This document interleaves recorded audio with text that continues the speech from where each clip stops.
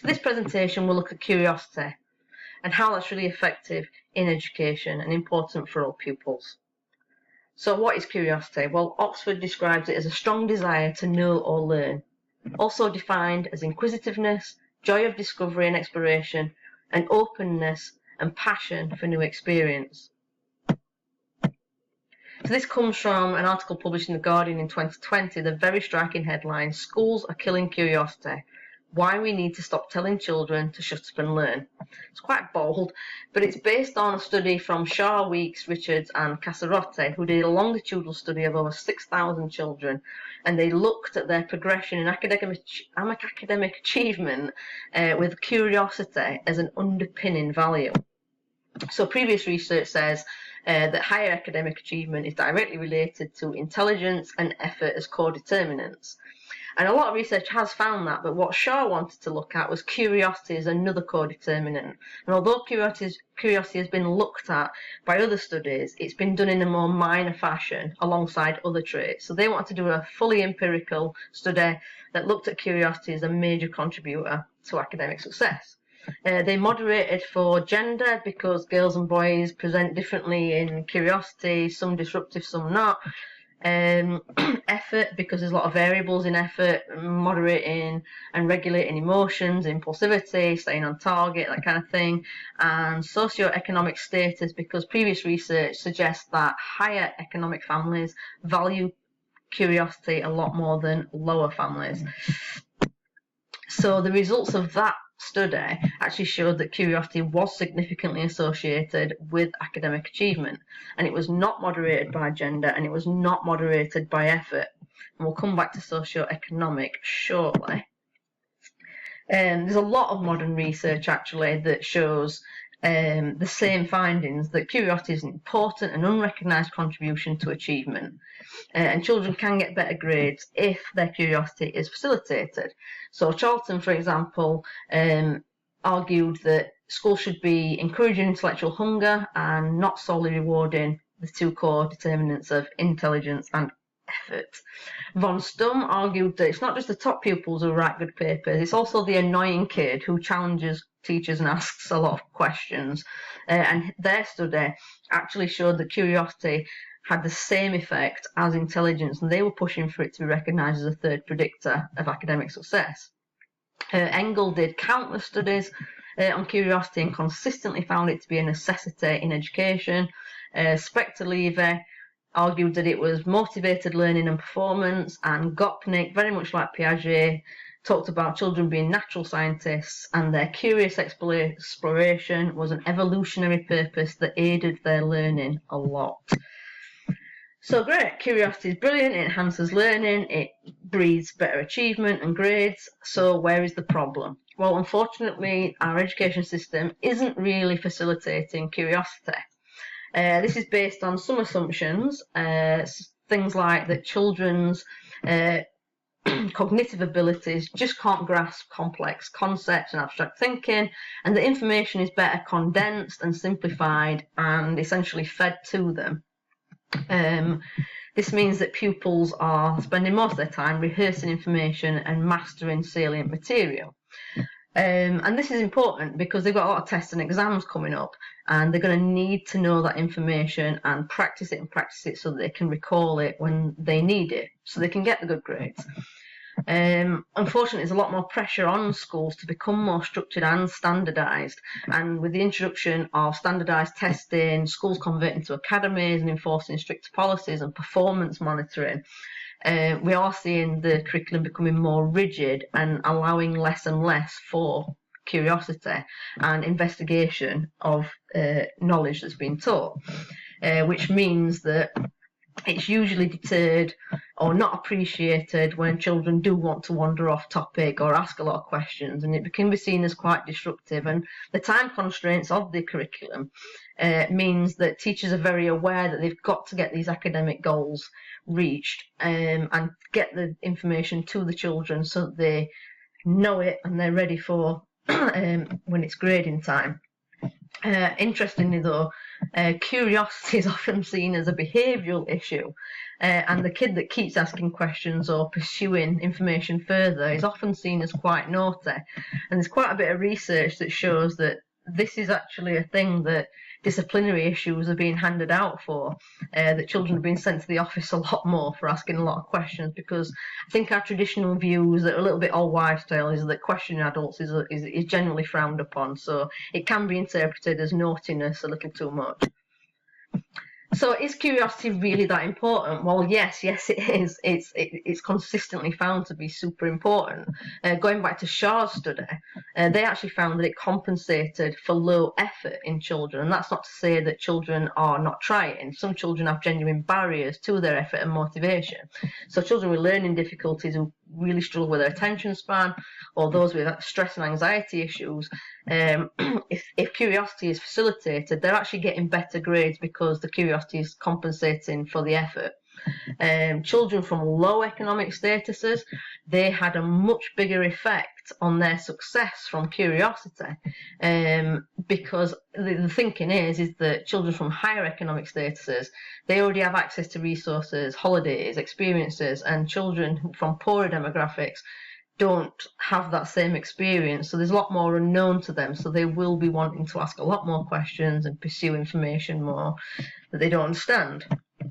Going over to neuroscience, Kang and Gruber, for example, they did a lot of studies that looked at how the brain works when they're in curious states. So they use things such as functional magnetic resonance, and they found that not just children, but everybody was better at learning information when they were in a curious state, and it had massive long-lasting effects. The midbrain was so enhanced during curiosity in that state more than any other state that memory recall and retention was exponentially better. And when the recall is tested, whether it's immediately, a day later, 16 days later, the recall was striking. And they conclude that stimulating curiosity actually makes learning experiences much more effective. Coming over to Spector Levy, their student participants, when their curiosity was facilitated, actually spent more time reading the information they were given. They persisted longer at the learning tasks, they processed the information more deeply and noticed more subtle details within the text. They remembered much more of what they learned, and as a result, they got better grades in the class. It also made them want to actively pursue that information further. And not only did they understand the material better, but they understood the complex perspectives and principles behind it. And this was also found by many of Engels' studies as well, who argued that just because children can recall information, it doesn't mean they understand it. And if they're allowed to test and trial things out, make mistakes and try again, then they understood the process, not just the information. And this was extremely effective, particularly in science, where they developed better reasoning and understood method better, and their critical thinking was enhanced so much more. And it's not a new concept that curiosity is massively effective in education. Inspirational people such as Dewey, Piaget and Einstein have been arguing this since the early 1900s. Dewey in particular said that if you just give ready-made materials to students and not teach them better methods of thinking, then how is anybody going to contribute to science and knowledge in general? Because if you're not taught to think outside the box and make your own discoveries, that's how science is expanded. If we're just telling them to look at the material and simply learn that, then how is anybody making any valid contributions? So what effects are we actually seeing that we need to address? Well, first of all, we find that curiosity wanes very quickly. In fact, it almost drops out as soon as children reach formal education. And this is probably due to a change in structure and subtle cues from adults about what's appropriate and what isn't. So where children, younger children, are asking on average 26 questions per hour, which is probably a little excessive, as soon as they hit formal education, this drops to 0 to 1 per day, which shows that a large majority of children are spending their days in school never asking a single question and never showing a single episode of curiosity. And here we see that teachers and adults within education have a really big impact on how children express their curiosity and interest, and one adult can severely impact that. So we see that teachers' attitudes, and that's not to be rude, but to say that their demeanour when delivering information is really effective on their classroom. So some studies that show teachers that even have just a friendlier attitude and smile a bit more actually have a lasting impact on their pupils. So teachers with that kind of demeanour, their children actually start to participate more in the lessons. They put their hand up more, they start asking more questions, they even have a go at answering problems and questions asked of them. Interesting, in a study where teachers were given a list of traits that they would like to see nurtured in their children, a really, really massive percentage, like almost all of them, circled curiosity as a really, really valid trait needed in their kids. But when they weren't given a list and they were just asked to name traits that they wanted to see in their children, curiosity very, very rarely came up. So we've seen that it's only passively endorsed. Also, teachers are susceptible to external guides and influences, and this is not necessarily their fault. There's a lot of pressure on them from policymakers and curriculum boards that they are told to sort of stay on point, deliver the information, hit certain guidelines and enforce routine. So they're not really given much flexibility in their teaching methods to facilitate. And as a whole, education just isn't facilitating curiosity. And standardised testing, of course, leaves little opportunity for students to come up with their own analysis and critiques. We see children tend to recite facts, but they're not always able to pursue their own curiosity and investigation. So what can we do about this problem?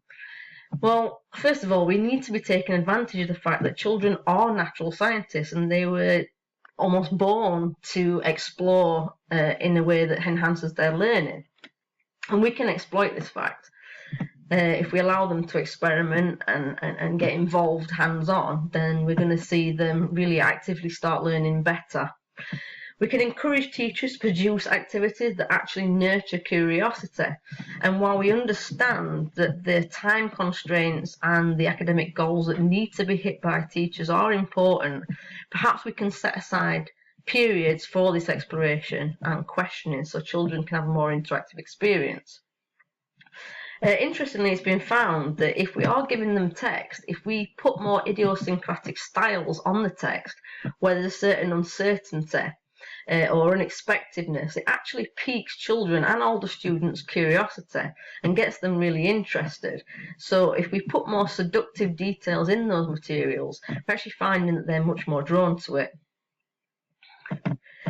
And while dictation is important and getting children to learn the information ready for their exams, if we have a balance of discovery and dictation, we'll find they don't not only learn the material, but they understand the material. And also, we're going to bring those children that may have deficits in their intelligence or their motivation, we're going to give them back that advantage and bring them up so that they can achieve good grades as well. Interestingly, allowing teachers to facilitate their own curiosity, which is probably the reason they became a teacher in the first place, to inspire children, then we actually see that their curiosity has a massive effect on their pupils, who also then express their curiosity. And then we see an exchange of intellectual material between teachers and children that then helps to shape how effective teaching methods and activities actually are. And of course, we also need to look at policymakers and show them the research and get them to see how important it is to accommodate curiosity in the curriculum, because this benefits all children and actually makes us want to enjoy education. And then the kids with a disadvantage won't fall short either of their peers. And if we can do this and we can facilitate curiosity within our schools, then this leads to a joy of learning and better grades and habits for everybody, ready for higher education. And if we do this, overall, we could see a rise in bright and curious minds, and these can lend their diverse thinking to research and discovery, making exciting new contributions to knowledge for everybody.